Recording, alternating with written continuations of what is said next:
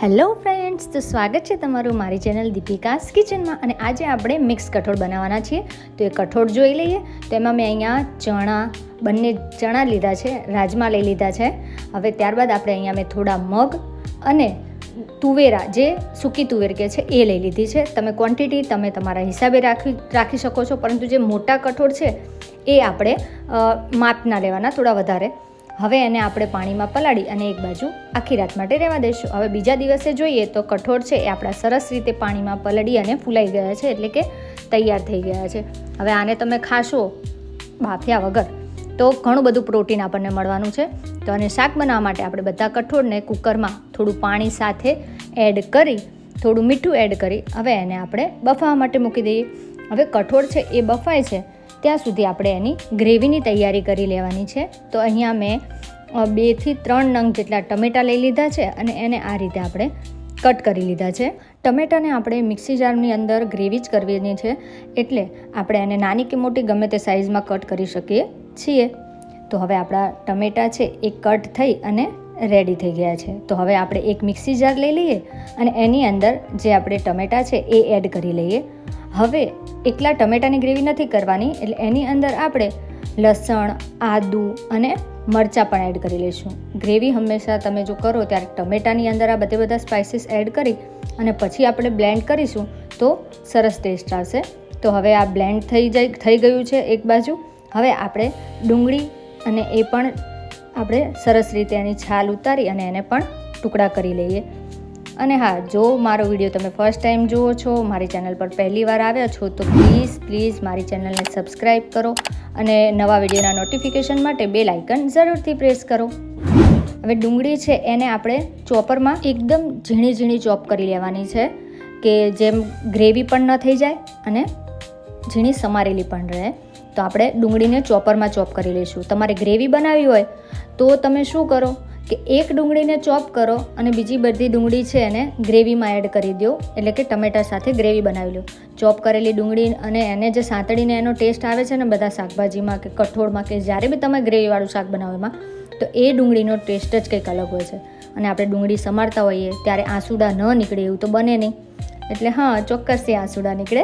હવે આ બાજુ આપણા કઠોળ છે એ પણ સરસ રીતે બફાઈ અને રેડી થઈ ગયા છે. સીટી વાગી ગઈ હતી એટલે આપણે કુકરનું ઢાંકણું ખોલી લઈએ. તો આપણા કઠોળ છે સરસ બફાઈ ગયા છે. અને હા, એક ટિપ્સ છે કે કઠોળ જો તમે પલાળવાનું ભૂલી ગયા હો અને તમને કઠોળ બનાવવું હોય તો તમે શું કરશો, ગરમ પાણીમાં પલાળશો, પણ કેટલું કલાક પહેલાં. તો એની ટિપ્સ હવે હું તમને આગળ જણાવું. ત્યાં સુધી આપણે હવે આ વઘારની રેસીપી જોઈ લઈએ. તો અહીંયા આપણે એક કઢાઈની અંદર થોડું તેલ ગરમ થાય ત્યારબાદ જીરું એડ કરી લઈશું. અને જીરું સરસ રીતે ગરમ થઈ જાય ત્યારબાદ આપણે એમાં હિંગ એડ કરી દઈશું. અને હિંગ બાદ ખડા મસાલા, એની અંદર મેં તજ, લવિંગ, મરી અને લાલ સૂકું મરચું એડ કરી લીધું છે. હવે આપણે જે ડુંગળી સમારી હતી ઝીણી એટલે કે ચોપ કરી હતી એ એડ કરી દઈશું અને એને તેલ સાથે સરસ રીતે મિક્સ કરી દઈશું. અને હા, જે મેં તમને કહ્યું હતું ને કે ટિપ્સ છે કે તમારે કઠોળ નથી પલાળ્યા અને હવે સાંજે રેસીપી બનાવી છે, હવે કઠોળ પલાળ્યા નથી કે બપોરે કઠોળ બનાવો છો પરંતુ પલાળ્યા નથી, તો તમે શું કરશો?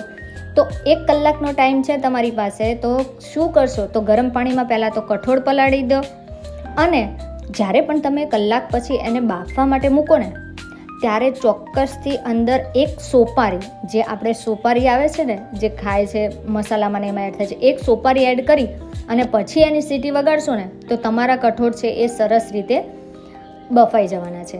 તો હવે અહીંયા આપણે ટમેટાની ગ્રેવી એડ કરી લીધી છે ડુંગળી સતળાયા પછી. અને બધા જે આપણા મસાલા આવે છે રેગ્યુલર મસાલા, કે મીઠું, મરચું, હળદર, ધાણા જીરું અને થોડો ગરમ મસાલો, અહીંયા મેં હોમમેડ ગરમ મસાલો વાપર્યો છે, તો એ એડ કરી અને ડુંગળી સાથે સરસ રીતે ગ્રેવી અને બધું મિક્સ કરી દઈશું. હવે મસાલા બળે નહીં એના માટે થોડું મેં અહીંયા પાણી, અડધા કપ જેટલું પાણી એડ કરી અને સરસ રીતે મસાલા સાથે મિક્સ કરી દીધું છે. હવે આ બાજુ આપણે આ ગ્રેવી છે એને સરસ રીતે ચડવા દઈએ. હવે થોડી વાર બાદ આપણી ગ્રેવી છે સરસ રીતે ચડી ગઈ છે, એટલે કે મસાલા સાથે અને ડુંગળી અને ટમેટા બધું સરસ રીતે ચડી ગયું છે. તો હવે આપણે જે કઠોળ છે બાફેલું એ એડ કરી દઈએ. તો અને આ રીતે થોડું પ્રેસ કરી દઈશું કે કઠોળ છે એ થોડું પીસાય ને તો એની ગ્રેવી ખૂબ સરસ ઘાટી થાય છે. જ્યારે કોઈ બી કઠોળ બનાવો ને તો આપણે ગુજરાતી ઘર છે એટલે આપણે તો નોર્મલી આપણે થોડું કઠોળ અંદરથી કાઢી અડધી વાટકી જેટલા પછી ખાંડી દઈએ છીએ. તો બસ આ જ રીતે આપણે એને અંદર એડ કરીએ ને તો જે પાણીનો ભાગ છે ને એમાં આપણી ગ્રેવી એકદમ ઘાટી રેડી થઈ જાય છે. તો હવે આપણે એને થોડી વાર માટે થવા દઈશું, 4 થી 5 મિનિટ બાદ, એટલે ઘાટી ગ્રેવી રેડી થઈ જાય. તો અહીંયા આપણે એને થોડી વાર માટે ચડવા દઈશું. 3 થી 4 મિનિટ બાદ આપણું આ જે કઠોળનું શાક છે એ એકદમ પરફેક્ટલી રેડી થઈ ગયું છે. હવે અહીંયા તમે કસૂરી મેથી એડ કરી શકો છો, આંબલીનું પલ્પ એડ કરી શકો છો, થોડું ગોળ એડ કરી શકો છો, પરંતુ અહીંયા અમને તીખું જ ભાવે છે એટલે મેં અહીંયા બીજું કાંઈ જ વસ્તુ એડ કર્યું નથી, ગોળ કે ખાંડ કાંઈ જ નહીં. હવે આપણું શાક છે એ પરફેક્ટલી રેડી થઈ ગયું છે. હવે એની અંદર આપણે ધાણા ભાજી એડ કરી અને એને સરસ રીતે મિક્સ કરી ગેસ બંધ કરી દઈશું અને પછી સર્વ કરીશું.